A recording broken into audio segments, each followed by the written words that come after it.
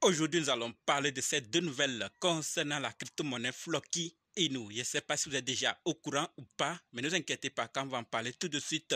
Et ce n'est pas tout. Nous allons aussi parler de CBDC, ensuite de la SEC, de Van Eck et autres, et d'ETF Solana et XRP. Donc, si tu veux en savoir plus, contenu, ok?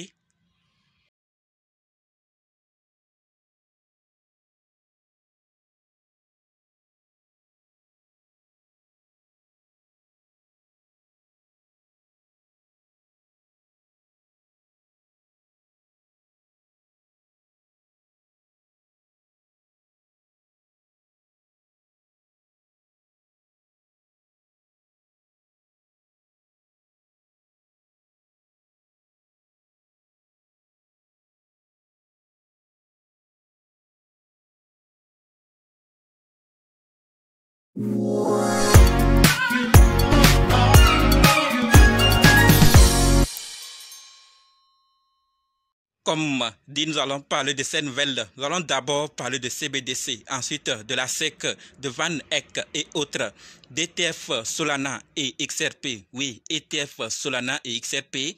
Et finir avec ces deux nouvelles concernant Floki et nous. Donc, restez jusqu'à la fin pour qu'ensemble, on puisse découvrir ces nouvelles et prendre nos dispositions. OK? Par rapport à CBDC, ce que nous devons savoir, c'est que la Chambre des représentants adopte un projet de loi interdisant à la Réserve fédérale de créer une CBDC. Pour certains, c'est une bonne nouvelle, pour d'autres, pas du tout. Mais c'est l'avenir qui va bien nous répondre. Qu'est-ce qui serait décidé? Pour le moment, c'est ce qui est en train d'être fait, c'est ce que nous constatons et c'est ce que nous devons savoir. Les législateurs ont voté par 216 voix contre 192. Voilà donc ce que nous devons savoir par rapport aux votants. D'accord? Et sachons-le clairement que certains ne sont pas d'accord, d'autres sont d'accord. On a plusieurs fois fait des vidéos ici parlant de certaines personnes qui ne sont pas pour, d'autres qui sont contre. Mais tout ça, comme je l'ai déjà dit, c'est l'avenir qui va nous donner de bonnes réponses. On attend, mais en attendant d'en avoir cette réponse de la part de l'avenir, parlons de la deuxième nouvelle qui concerne la SEC. Et par rapport à la SEC, je sais que certains sont déjà au courant, surtout ceux qui me suivent sur les autres réseaux comme TikTok. Et la nouvelle, c'est que la SEC approuve l'ETF Spot Ethereum. Vous vous rappelez, il a déjà fait la vidéo vous informant que l'ETF Spot Ethereum serait approuvé cette semaine selon certaines personnes. Et ça n'est fait. C'est désormais chose faite. La SEC donne son accord pour lancer les ETF Spot Ethereum. Ça n'a pas tardé. Donc, on va voir maintenant quel effet ça aura. Tout compte fait, c'est lancé. Ceux qui sont intéressés vont commencer. Et ceux qui ne savaient pas vont désormais s'intéresser et vont faire plus de recherches. On aura beaucoup d'entrées encore de la part d'Ethereum ou des grandes institutions. Ceux qui n'avaient pas eu l'occasion de prendre de grandes quantités pour l'ETF Spot Bitcoin, je l'avais déjà dit, certains attendent celui d'Ethereum et l'occasion est tombée. Ils vont en profiter et chacun de nous aussi peut en profiter si nous l'avons aussi l'occasion. Et à côté de ça, on continue avec l'ETF là en parlant de Van Eck et les autres. D'accord? Van Eck ne perd pas le temps et publie son premier spot publicitaire sur Ethereum. Et là, le listing des autres comme, d'accord, comme BlackRock, d'accord. Donc, Van Eck, comme vous êtes en train de voir, n'a pas tardé à publier son premier spot publicitaire sur Ethereum. Donc, il n'y a pas le temps à perdre. Ça s'attendait. Et ceux qui veulent vraiment en profiter, on ne va même pas trop parler, ils vont venir. Ils vont venir acheter. Alors, l'ETF spot Ethereum de BlackRock a été listé sur le DTCC sous le ticket ETHA. D'accord? ETHA. Donc, les autres aussi vont très bientôt être listés. D'accord? Et qu'est-ce qui va se passer à l'avenir? Quel impact on aura? Tout ça, c'est l'avenir qui va nous donner de bonnes réponses. Continuons avec la quatrième nouvelle, puisque c'est la troisième qu'on a fini comme ça. La quatrième nous parle d'ETF, mais cette fois-ci, ETF Solana et XRP. Pourquoi? Parce que Geoffrey Gandrick, un analyste de Standard Chartered, estime que d'autres ETF crypto pourraient être approuvés en 2025. Les ETF crypto tels que Solana et XRP sont probablement une histoire pour 2025 et non de 2024. C'est lui qui l'a dit, hein. Ça peut aussi arriver en 2024. Pour le moment, on n'en sait pas quel est le programme et qu'est-ce qui pourrait se passer en 2024. Mais ce que nous devons savoir, c'est que les prochains ETF, ça serait sûrement Solana et XRP ou d'autres. En tout cas, à vous de préciser si vous en connaissez d'autres qui peuvent être approuvés. Dans plusieurs cas, la technologie de base est tellement similaire à l'Ethereum qu'il serait difficile pour la SEC de prétendre qu'il s'agit de titres compte tenu de la position de l'ETH. En tout cas, les termes associés à certaines crypto-monnaies, d'accord, vont causer beaucoup de problèmes. L'approbation de l'ETF va changer l'allure ou les techniques, les manières d'opérer de la SEC.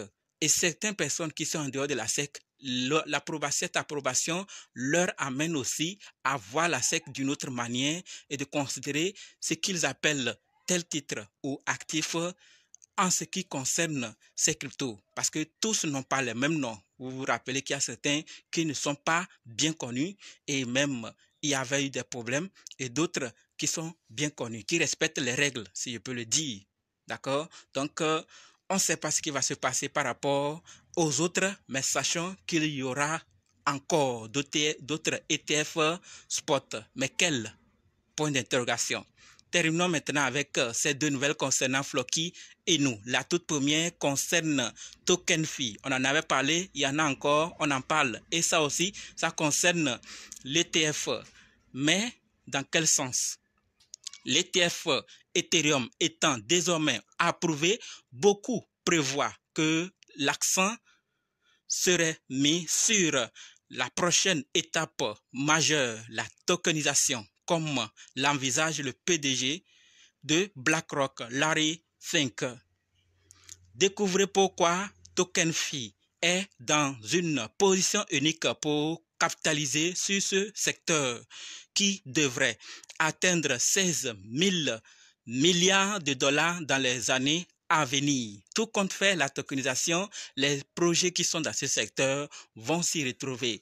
Et ça, ce n'est pas de la pagaille. La capitalisation de ces projets à l'avenir ne serait pas négligeable. Et ceux qui se positionnent avec toutes les techniques, tous les outils nécessaires vont vraiment se faire du blé. Et TokenFi en fait partie. Et tout ce projet, j'en avais plusieurs fois parlé. Vous pouvez l'analyser si vous trouvez qu'il ne répond pas ou ne répondait pas à vos critères et voir ce que vous pouvez faire.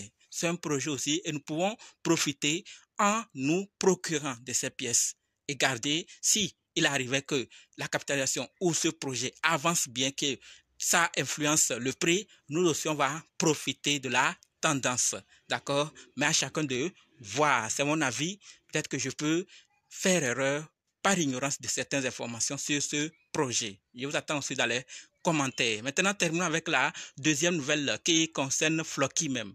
Et la nouvelle, c'est que Coinbase a répertorié les contrats à terme perpétuel Floki. D'accord? Coinbase, c'est une bourse hautement conforme et réglementée. Il s'agit également de l'échangeur cryptographique le plus grand et le plus respecté aux États-Unis et l'un des plus grands échangeurs au monde avec plus de 100 millions d'utilisateurs et plus de 330 milliards de dollars d'actifs protégés et 312 milliards de dollars en volume trimestriel. Ce qui en fait le premier, d'accord, la plateforme de crypto-monnaie destinée aux institutions et aux investisseurs particuliers. Cette cotation témoigne du fait que les leaders de l'industrie reconnaissent Floki comme un actif mature. D'accord? Cela améliore considérablement la liquidité du marché de Floki alors que nous nous efforçons de devenir la crypto-monnaie la plus reconnue et la plus utilisée au monde. Donc, ce n'est pas du jeu. J'en ai décrit ces énormes caractéristiques de Coinbase et dire que les contrats à terme perpétuel de Floki sur Coinbase, c'est du wow.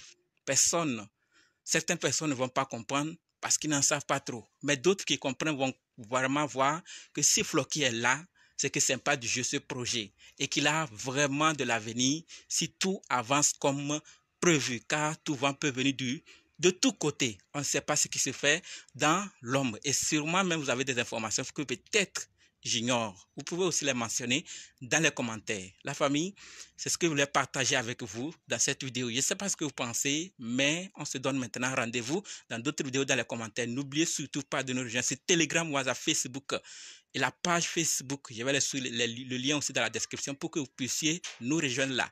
Et ceux qui sont prêts pour la formation, dites simplement, je suis prêt, je veux votre formation. OK? Merci.